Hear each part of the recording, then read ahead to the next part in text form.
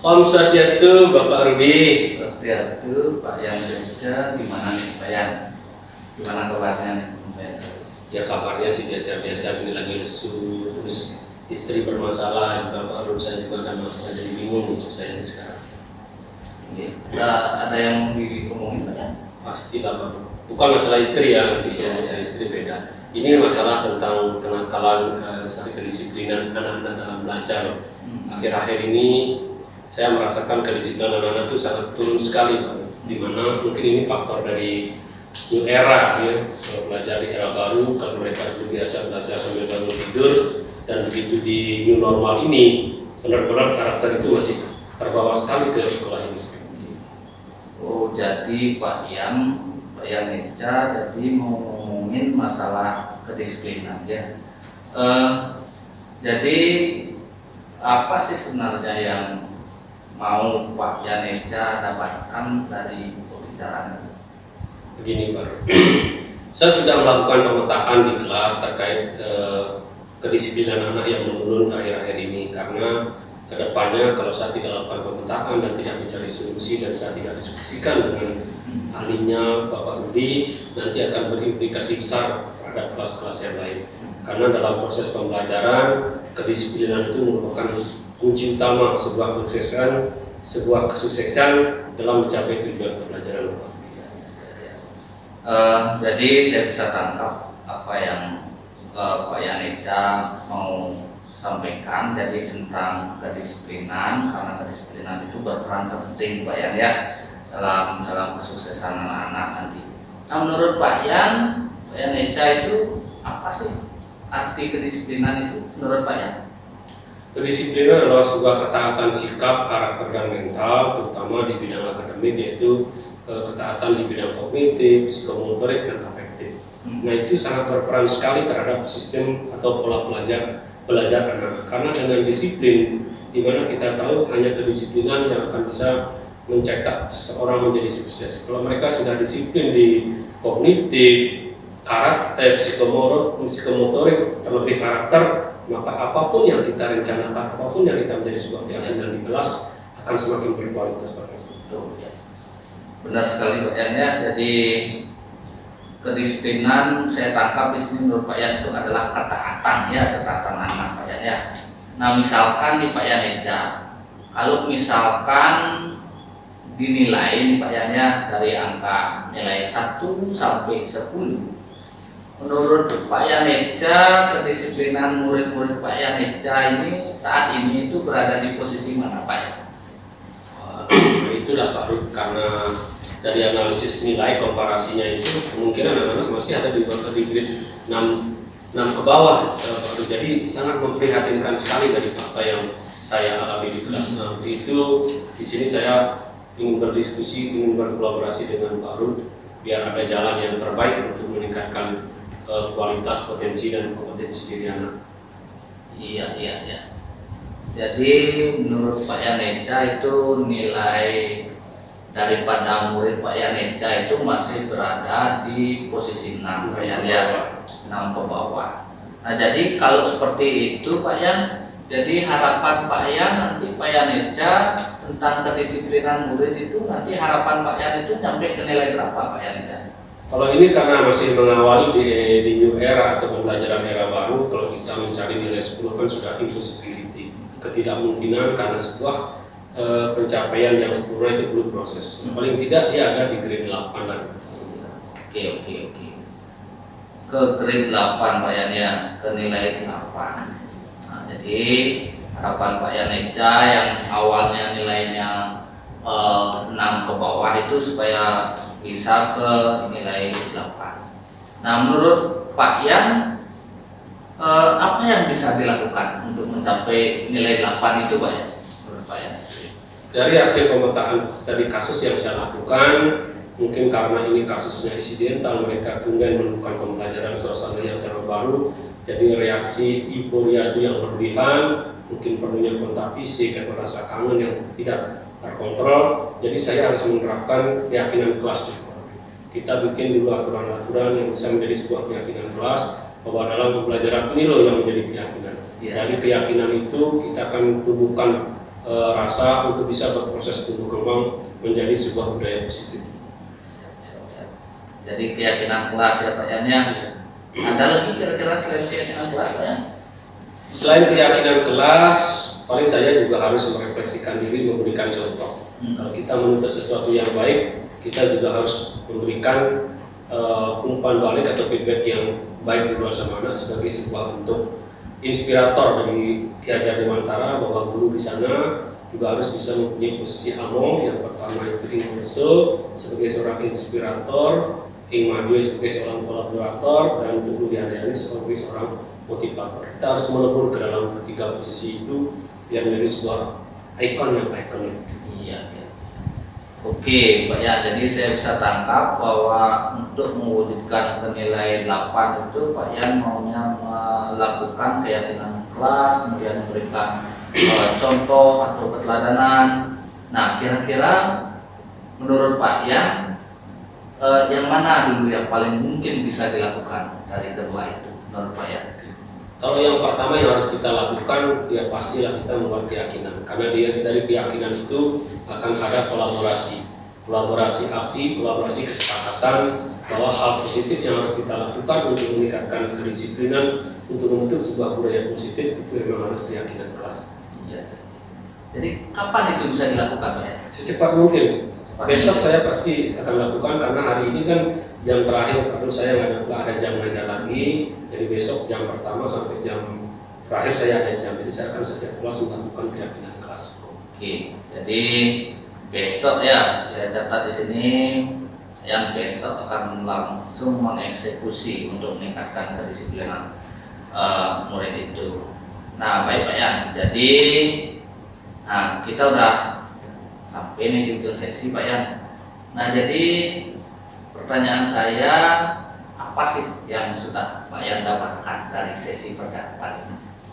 Dari sesi percakapan ini yang saya dapatkan itu sungguh hal yang luar biasa, khususnya tentang kolaborasi, energi kolaborasi, komunikasi, koordinasi yang luar biasa dari seorang teman saya yang luar biasa pula, Bapak Rudi, bahwa motivasi itu menjadikan sebuah energi yang bersinergi dengan apa yang ingin saya capai.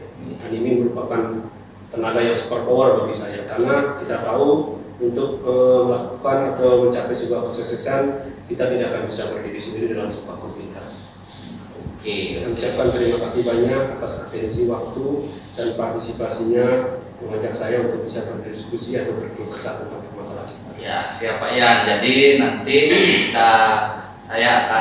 kita ketemu lagi ya Pak Yan. Saya ingin melihat juga bagaimana hasil dari actionnya Pak Yan. Ya, supaya Pak Yan nanti mungkin bisa menceritakan bagaimana grade atau kemajuan kedisiplinan dari murid-murid yang ada di kelas Pak Yan.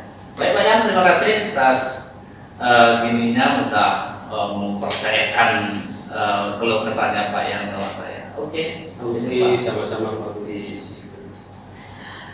Langsung aja ini baik kepada Pak Rudi dan Pak Sujo. Tadi coaching sudah dilaksanakan. Sekarang kesempatan dia untuk menyampaikan hasil observasi yang dia lakukan terkait dengan materi tadi. Siap. Oke, yang pertama terkait dengan bagaimana jalannya percakapan sesuai dengan alur kita. Di sini yang menyampaikan bahwa alur delta seperti yang sudah Bapak ketahui, yaitu delta tujuan sudah sangat jelas, penyampaian tujuan dari praktek coaching ini, di mana di sini Pak Eja dengan Pak Rudi sudah menyepakati menyikapi tujuan yang disampaikan oleh Pak Eja, yaitu terkait dengan kedisiplinan anak. Kemudian di tahapan yang kedua ada di identifikasi. Nah, di sini Bapak Rudi sudah dapat mengidentifikasi apa yang sudah disampaikan oleh Pak Eja. Yang ketiga, rencana aksi juga sudah disampaikan dengan baik, di mana di sini Pak Eja akan melakukan sebuah kesepakatan kelas, kemudian ada memberi contoh atau keteladanan terkait dengan kedisiplinan pada anak tersebut. Kemudian tanggung jawab, nah tanggung jawab sini sudah sangat baik juga yang terima, yaitu bagaimana Pak Eca akan melaksanakannya ini secepat mungkin, yaitu mulai besok. Nah kemudian terkait dengan praktek coaching tadi, yang masih perlu diperbaiki dari Pak Rudi, sudah memunculkan pertanyaan-pertanyaan yang bobot sudah luar biasa, tinggal disempurnakan lagi. Kemudian kemudian untuk kehadiran penuh di sini dalam kegiatan coaching ini, dia rasa sudah sangat baik karena Pak Rudi sudah dapat menerima keluh kesah atau penyampaian dari Pak Eca dengan raut muka, mimik, tingkah laku, sudah menampilkan seorang coach yang sebenarnya. Kemudian untuk memperbaiki apa yang bisa diperbaiki atau ditingkatkan untuk selanjutnya, sudah barang tentu kita sebagai guru tidak dihentinya untuk belajar agar jauh lebih sempurna lagi. Itu yang dapat yang sampaikan. Terima kasih atas kesempatannya untuk observasi sudah keseluruhannya sudah selesai. Terima kasih Pak Eca dan Pak Rudi. Terima kasih Bu Jo atas observernya yang dilakukan kepada kita. Di sini sungguh observer atau masukan yang luar biasa, karena dari observer yang Ibu lakukan saya bisa merefleksikan diri sejauh mana kekurangan dan kelebihan saya dalam melakukan tindakan coaching bersama teman. Dari itu, terima kasih. Saya juga mengucapkan terima kasih atas apa yang disampaikan oleh Bu Vero terkait mengobservasi kami, saya dan Pak Eca, di mana saya posisi sebagai ikut dan Pak Eca sebagai coachnya.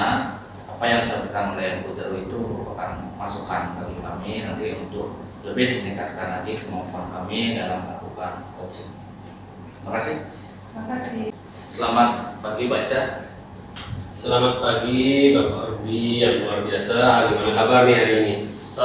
Begini Pak Eca, jadi kabar saya baik Pak Eca. Ini ada yang mau saya omongin Pak Eca. Apa Pak Eca ada waktu? Kalau saya buat Pak Rudi pasti selalu ada waktu, karena sebagai seorang kepala sekolah adalah kewajiban saya bukan cuma jadi kepala sekolah juga harus bisa memposisikan diri sebagai kepala sekolah, pimpinan, teman dan orang tua untuk selalu memberikan dan menyediakan waktunya untuk rekan-rekan sejawat. Karena itu adalah sebuah kewajiban yang luar biasa yang saya amalkan. Kira-kira Bapak Rudi apa yang bisa saya bantu nih? Kemudian pagi-pagi sudah di sini. Terima kasih banget Pak Eca. Pak Eca sudah menyediakan waktu. Ini saya punya kepala sekolah yang sangat luar biasa sekali menyediakan waktu. Begini Pak Eca, saya punya sedikit keluh kesah tentang saya mau menerapkan pembelajaran berdiferensiasi Pak Eca, yang nanti saya akan integrasikan dengan teknik stop yang sudah saya pelajari dengan murid-murid saya. Bagaimana menurut Pak Eca dengan pembelajaran berdiferensiasi nanti yang akan saya lakukan? Wah, sungguh sebuah ide yang sangat luar biasa Bapak Rudi, karena di zaman sekarang khususnya di kompetensi abad 21, kompetensi digital, bahwa semua pembelajaran itu apalagi terkait dengan kurikulum merdeka harus berdiferensiasi. Karena pembelajaran diferensiasi lah itu pembelajaran yang benar-benar menuntun kodrat murid sesuai dengan kodrat alam dan kodrat zamannya. Kira-kira Bapak Rudi, proses pembelajaran berdiferensiasi yang terintegrasi itu kira-kira seperti apa ya? Begini dibaca, rencananya saya mengajak anak-anak untuk keluar baca. Nah selain juga nanti dengan diferensiasi konten, diferensiasi proses dan produk nanti yang akan saya lakukan di murid-murid saya juga. Saya berencana juga membuat sedikit perbedaan lah supaya murid-murid juga lebih antusias dan menarik. Nah kemungkinan besar nanti akan ajak anak-anak ke tempat-tempat yang tempat-tempat pariwisata yang dapat menunjang pembelajaran proses berdiferensiasi itu baca. Wah, luar biasa. Berarti poinnya ini Pak Rudi ingin melakukan pembelajaran berdiferensiasi dengan teknik stop itu outdoor ya? Iya, itu baca itu. Kalau boleh saya tahu kira-kira tempat yang terdekat itu di mana? Nah mungkin untuk di Tabanan Pak Eca yang terjangkau daerah pariwisata untuk di Kecamatan Tabanan ya di Yaganggo Pak Eca ya, apalagi sekarang di Pantai Yaganggo juga sudah mulai berkembang Pak Eca.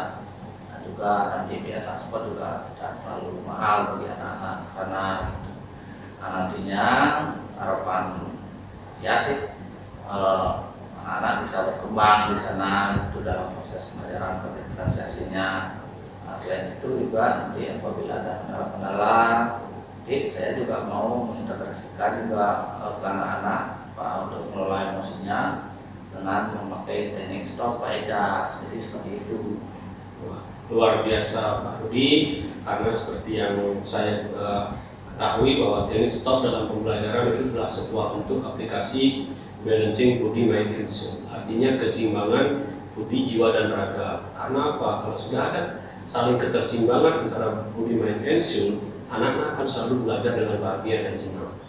Oke Pak Rudi, kira-kira rencana aksi lain yang ingin Pak Rudi terapkan terkait pembelajaran berdiferensiasi terintegrasi, ada nggak? Mungkin jadi seperti itu Pak Eca ya. Jadi itu saja dulu.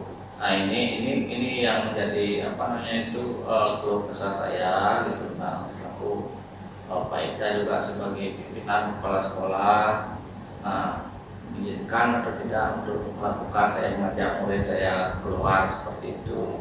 Nah jadi kadang-kadang kan kendala untuk belajar di luar itu kan kadang-kadang kendala Pak Eca, kendala waktu ya Pak Eca ya, sama kendala dana ya. Nah jadi bagaimana ya? Jadi saya minta dukungan sebenarnya ini Pak Eca, dari Pak Eca selaku kepala sekolah terkait dengan keluh kesah saya ini.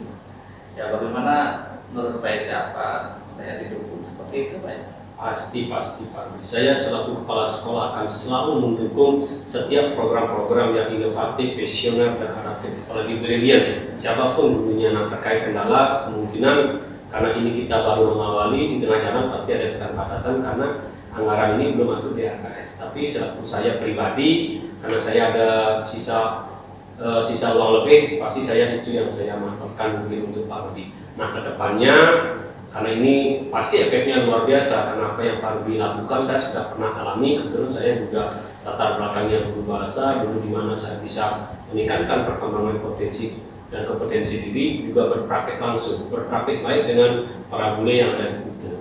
Dan ini yang sekarang Pak Rudi tiru tanpa sengaja, tanpa pernah saya sampaikan, Pak Rudi sudah punya ide brilian. Nah terkait akomodasi segala macam, sekolah itu siap membackup.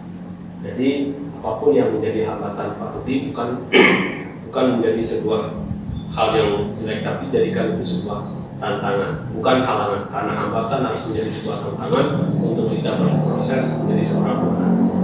Nah kira-kira kapan nih bisa dilaksanakan implementasi pembelajaran berdiferensiatif yang luar biasa? Karena Bapak juga ingin ikut di sana. Kebetulan kita satu rumpun. Jadi kalau Pak Rudi punya kelebihan saya akan tiru, kalau Pak Rudi punya kekurangan, kalau saya punya kelebihan saya akan kasih, saling mengisi lah istilahnya seperti itu.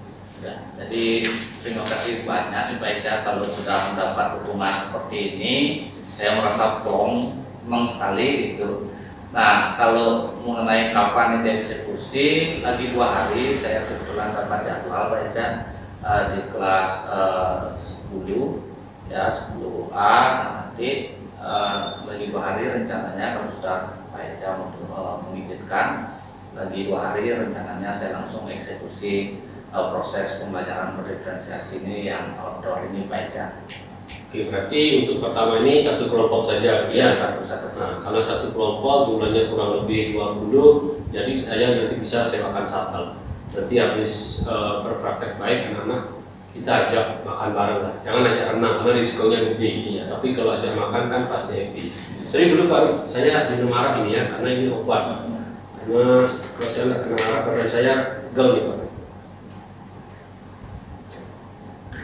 Oke Pak Rud, nah, dari diskusi singkat curhat ini, kira-kira apa hal yang bermanfaat Pak Rudi bisa rasakan?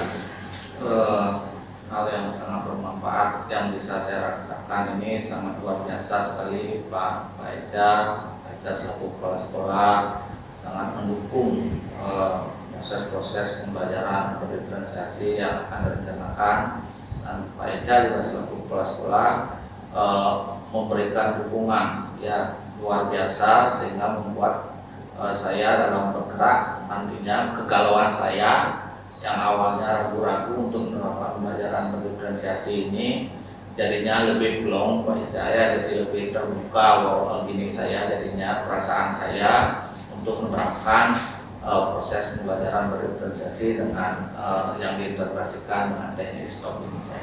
Oke Bapak Rudi, pokoknya maju terus, pantang mundur, teruslah bergerak untuk menggerakkan, dan saya tunggu ide-ide berikutnya. Apapun yang menjadi ide, mau bisa dilakukan atau tidak, tetap kolaborasi dan koordinasi. Karena hanya dengan kolaborasi dan koordinasi, semua aksi akan bisa menjadi sebuah misi nyata.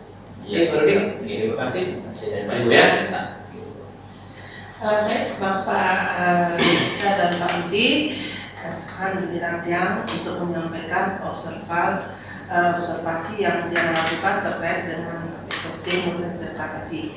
Terkait dengan hal tersebut yang sampaikan di sini, bahwa yang sudah berjalan selama praktik ini, yang melihat, yang merasakan sudah berjalan seperti air mengalir, ya, di mana tahapan Tirta tujuan sudah disampaikan dengan jelas. Kemudian identifikasi sudah dapat juga disampaikan dengan jelas oleh Pak Rudi dan dikuatkan lagi oleh Pak Eja. Kemudian rencana aksi juga sudah sangat kuat disampaikan oleh Pak Rudi dan diperkuat lagi oleh Pak Eja. Kemudian tanggung jawab akan Pak Rudi laksanakan secepatnya terkait dengan pembelajaran berdiferensiasi dengan teknik stop ini. Dan mudah-mudahan apa yang tadi di-coachingkan terkait dengan pembelajaran berdiferensiasi, yaitu mengajak kegiatan pembelajaran di outdoor ini menjadi suatu ide-ide yang berlian untuk bisa dikembangkan di kedepannya. Kemudian yang perlu ditingkatkan atau yang perlu diperbaiki di sini, saya rasa ini sudah sangat luar biasa sekali teknik coachingnya. Tinggal penyempurnaan dan pelatihan kembali. Kemudian kondisi penuh yang Bapak berdua hadirkan juga sudah bagus sekali. Artinya Pak Eja dapat menerima curhatan dari Pak Rudi dengan rasa terbuka, dengan ikut merasakan gimana sih pembelajaran berdiferensiasi itu. Kemudian yang untuk yang terakhir memperbaiki dan meningkatkannya di sini sudah berangkat seperti tadi ya. Kita sebagai guru tidak pernah berhenti untuk belajar untuk menyempurnakan yang sudah sempurna. Artinya untuk yang sudah baik kita lebih baik lagi untuk di kedepannya. Mudah-mudahan teknik coaching ini akan memberikan dampak yang luar biasa buat pendidikan kita dan perubahan pada mindset pada anak-anak. Terima kasih, itu yang dapat kita sampaikan terkait dengan observasi coaching yang Bapak laksanakan. Baik, terima kasih Bu Jero atas observer yang Bu Jero sampaikan tadi.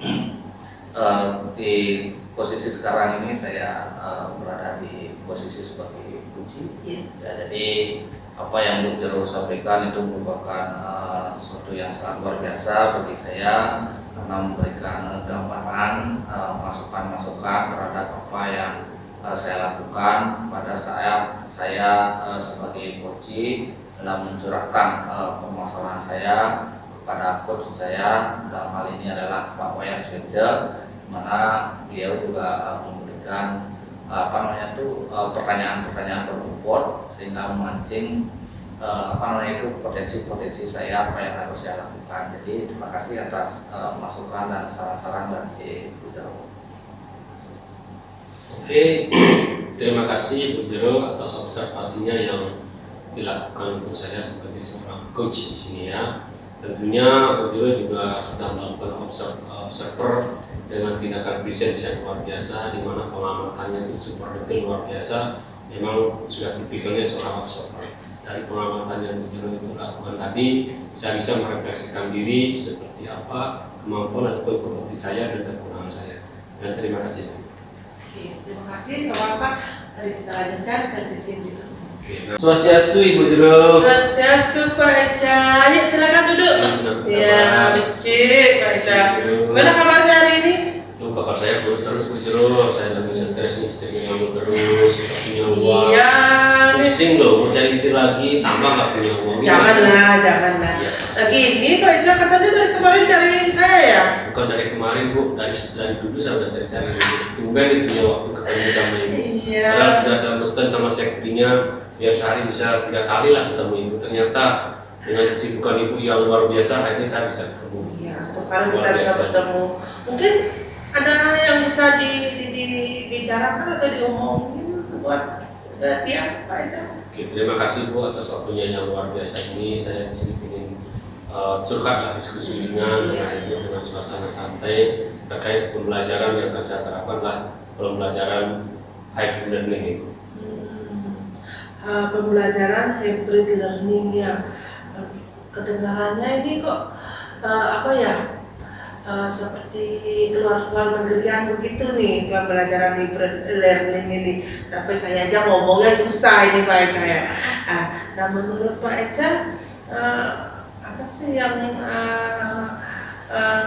ingin nanti Pak Eca dapatkan dari pembicaraan kita ini? Oke, begini Bu.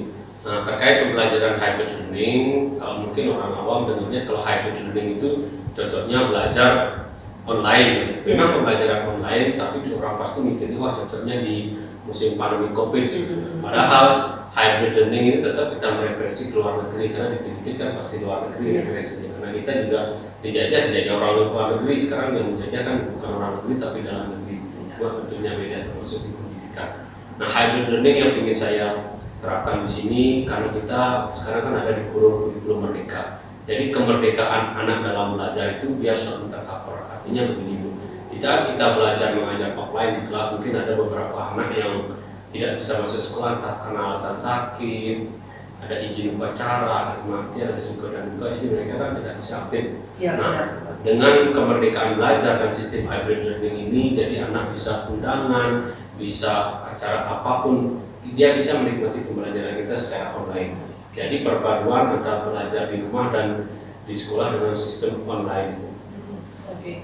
Nah di sini bagaimana bahwa pembelajaran hybrid learning ini sangat bermanfaat buat Pak Eca meskipun anak-anak sedang offline, apalagi sedang online, apalagi ada yang mesti undangan, ada yang ada buat acara. Artinya dengan kegiatan seperti itu anak juga menyempatkan untuk belajar, begitu ya Pak Eca ya? Ya benar sekali Bu, karena di pembelajaran hybrid learning ini juga saya mengintegrasikan dengan pembelajaran berdiferensiasi.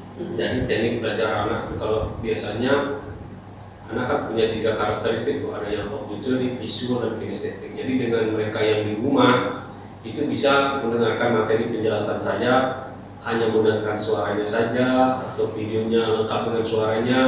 Nah, karena mereka pas lagi ngayah atau lagi ada di tempat keramaian, jadi mereka tetap bisa menikmati pembelajaran di audionya doang. Visualnya tinggal menyusul.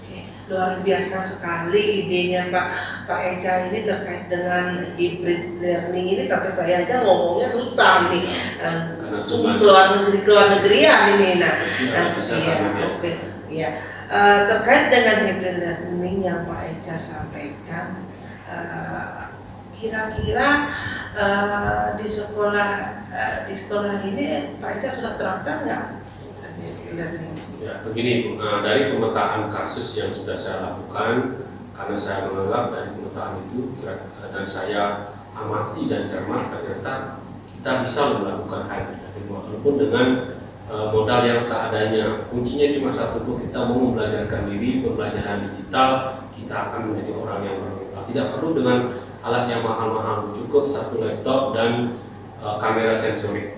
Tanpa kamera sensorik pun kita bisa lakukan pembelajaran berdiferensiasi asal Ibu sudah siap dengan modul pembelajaran yang sifatnya bisa diakses digital. Kalau angka lebih bagusnya nanti Ibu siapin ruang khusus ruang hybrid, bagus juga. Oke, luar biasa sekali ya idenya Pak Echa terkait dengan hybrid learning ini. Nah, kira-kira kalau diambil rentangan nilainya pembelajaran hybrid learning ini untuk saat ini sudah berjalan sampai di mana sih poinnya? Apakah 2, 3, 4 atau 5 gitu?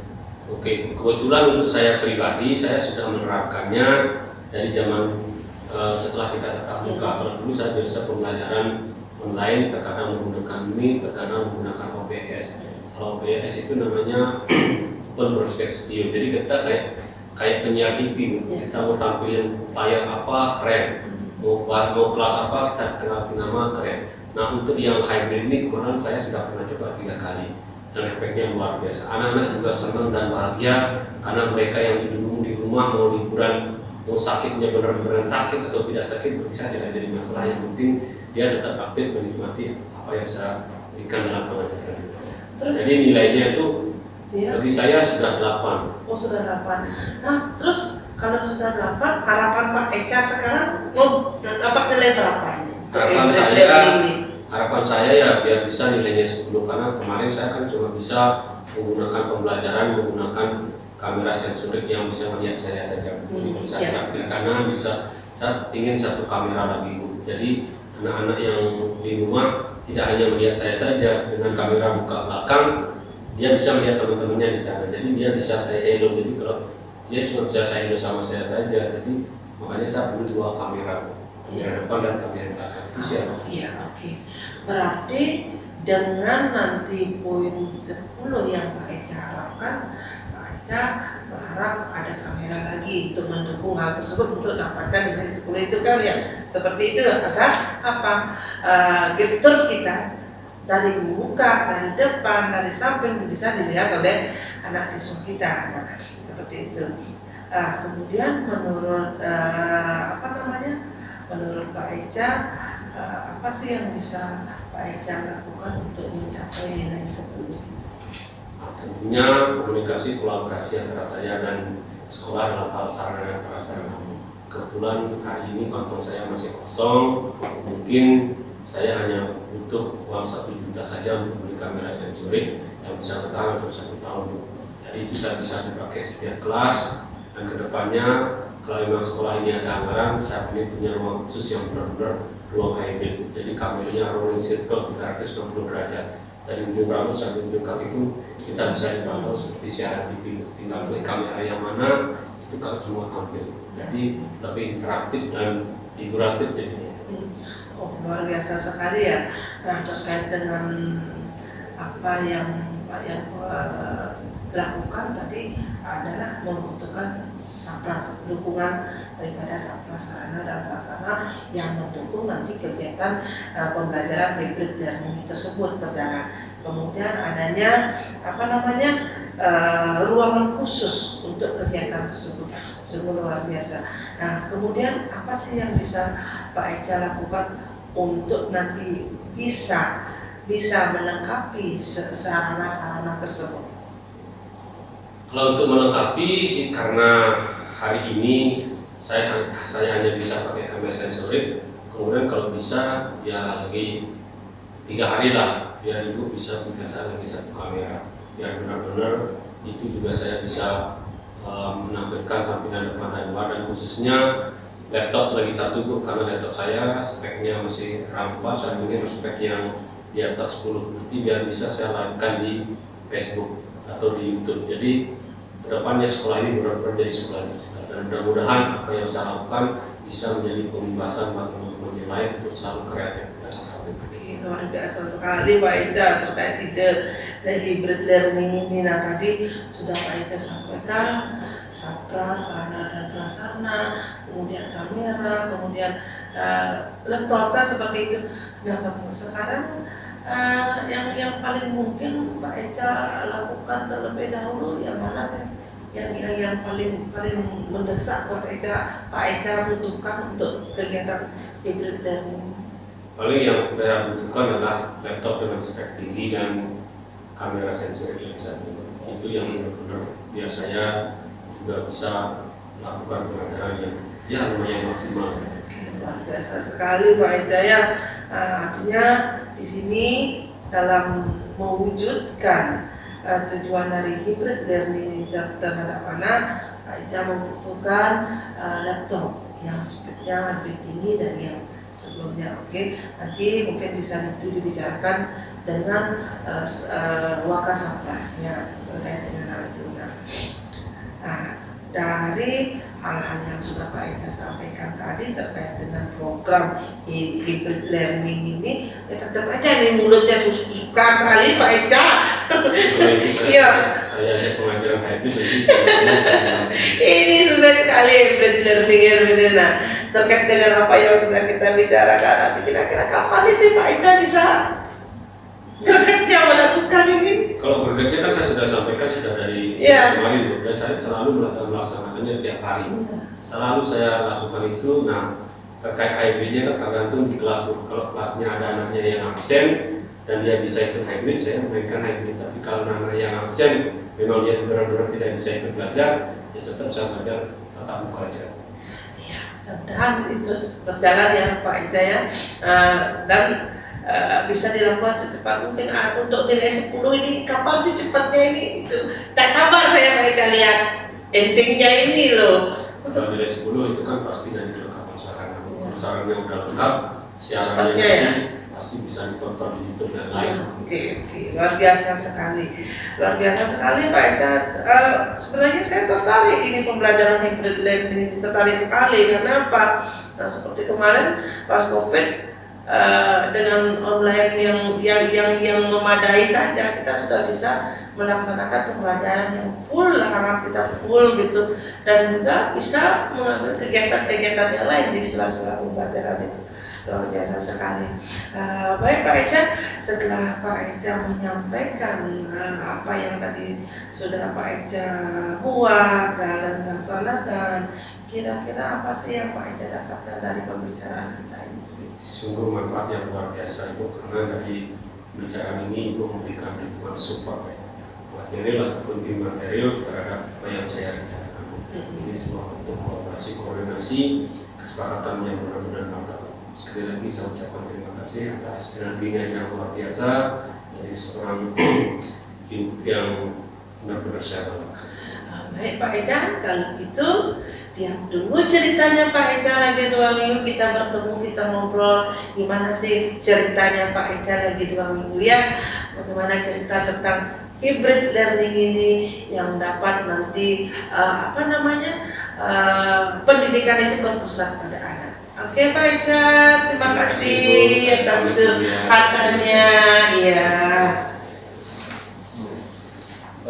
Baik, terima kasih Bu Jero, Bu Sastini dan Pak Wayan Suja.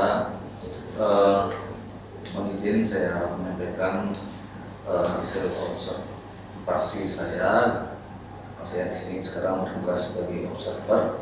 Nah, jadi apa yang disampaikan tadi oleh Bu Jero selaku coach dan Pak Eja selaku coach, jadi alur Tirta di sini sudah kelihatan, baik itu tujuan, kemudian identifikasi, kemudian rencana aksi dan tanggung jawab, semuanya sudah dilakukan dengan sangat baik sekali.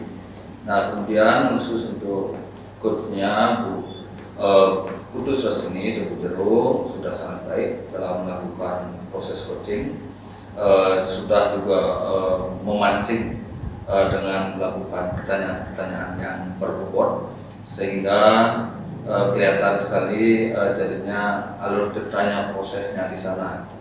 Dan untuk coachingnya juga Pak Wayan Suja juga, beliau juga sudah kelihatan terbimbing di sini untuk menjawab atau terpancing untuk menyampaikan ke coach Bu Jero tentang ide-ide beliau dalam hal ini adalah pembelajaran hybrid learning, sehingga beliau juga menyampaikan tentang tujuannya, kemudian menyampaikan tentang identifikasinya, kemudian rencana aksi beliau, dan juga tanggung jawab dari kegiatan yang akan beliau lakukan. Jadi sekian yang dapat saya sampaikan observasi saya terkait dengan coaching yang dilakukan oleh Bu Jero selaku coach dan Pak Wayan Suja selaku coach. Terima kasih.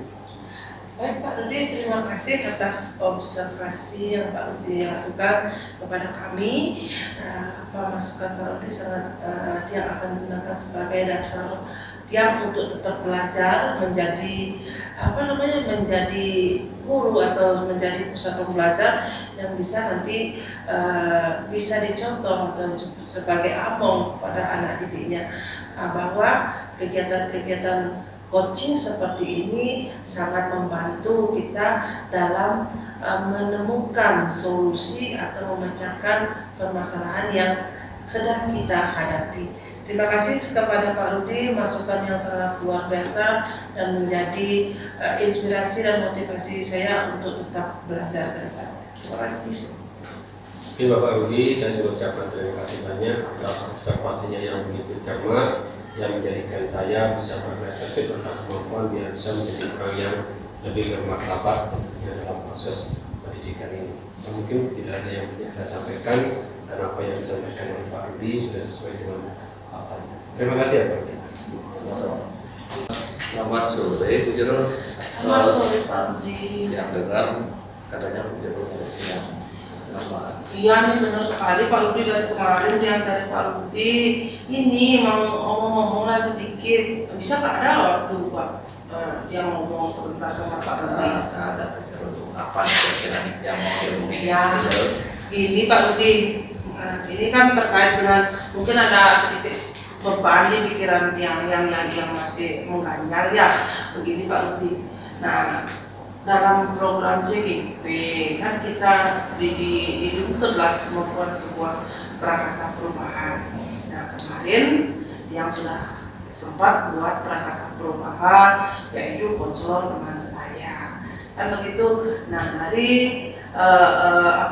dari prakarsa perubahan yang dia buat yang sudah laksanakan, namun baru kelas sekali Pak Rudi. Nah belumlah maksimal.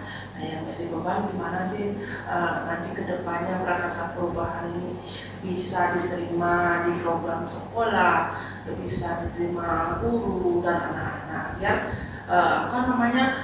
tujuan dari prakarsa perubahan yang kuat itu bisa dijalankan di sekolah. Oke.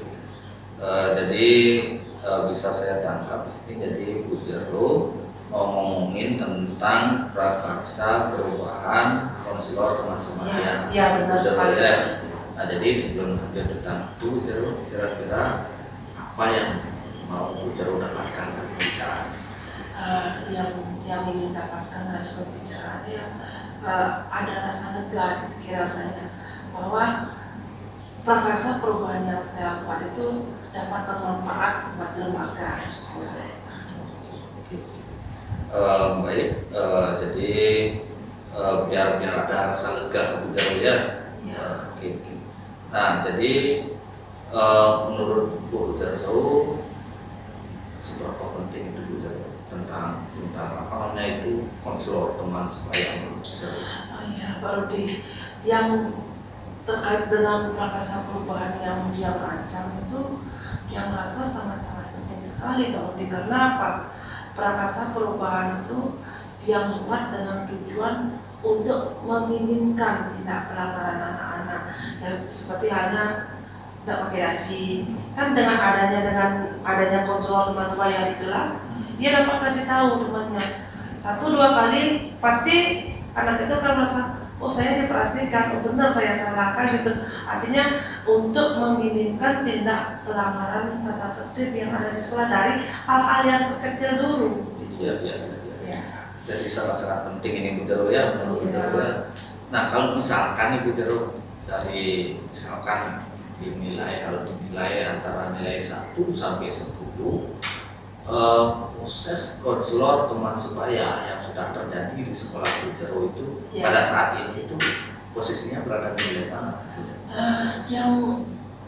Yang pikir ini baru 2 Pak Rudi, baru di posisi 2 karena kita kan baru merintis, akhirnya yang coba merintis kemarin dari siswa asuti yang sendiri, artinya bertahap dari 1 kelas dulu, 2 kelas, dan sekarang ada 2 kelas, berarti saya baru pas di 2 ini Pak Rudi. Oke, berarti masih baru ya. Iya, benar sekali Pak Rudi.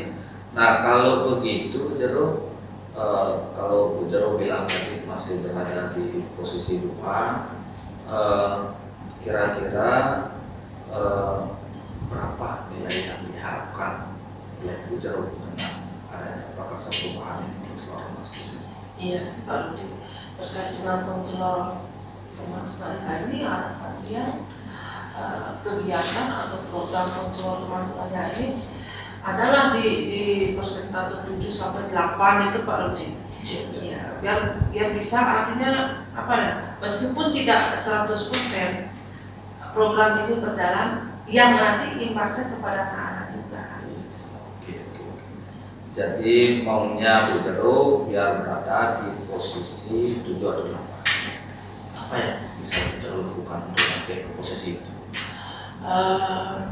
Apa ya Pak Rudi ya, untuk melaksanakan hal tersebut mungkin dia akan mencoba yang pertama, artinya dia akan lakukan diskusi. Nah kemarin sih memang dia sempat menemui kepala sekolah secara singkat ya, namun itu kurang efektif. Artinya dia perlu juga mengadakan pertemuan dengan staf manajemen. Kalau di SMK kan ada kaprok, ada wakaf yang nanti bisa apa namanya membantu untuk pelaksanaan program tersebut. Nah selain itu dari apa namanya dari pihak manajemen mungkin yang akan mengadakan sosialisasi juga dengan Bapak Ibu guru mata pelajaran dan wali kelas terutama. Iya.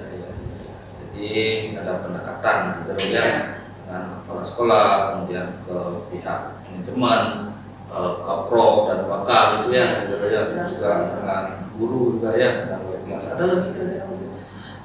Sejauh ini sih baru segitu. Nah mungkin yang berikutnya ini Pak Rudi, apa namanya, harus mensosialisasikan dengan para siswa. Nah kemudian yang lagi satu sudah barang tentu nanti pada akhirnya kita harus mencari narasumber untuk memperkuat konselor teman sebaya tersebut.